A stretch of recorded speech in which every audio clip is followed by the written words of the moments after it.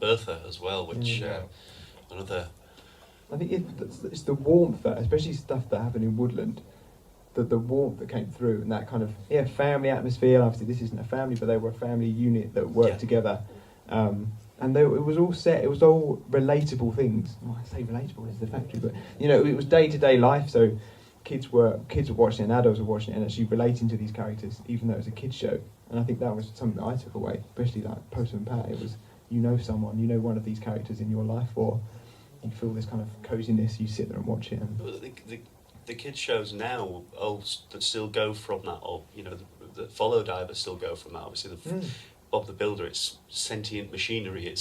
But it's still a family unit. The machines are still kids. It's that kind of thing that was from Ivor's work. Yeah, and the pacing of these shows as well. It's slow, it's steady. Things just happen at their own pace, and I think that's the kind of thing. Whereas children's cartoons now, they're very fast. Obviously, it's got to match what kids are into these days, and that makes sense. But and all of Ivor's work over the years, right through with Paddington, the Herbs, and Bertha, they just instilled a sense of compassion for children, and they were all about caring and helping people, and sort of kindness and warmth. So I think a lot of that lives on through the kind of the nostalgia that we talk about now when we're looking back on his work. And I wanted to show this image because you can see here another little trick for animators: just stick a Casio keyboard, a little calculator into the set.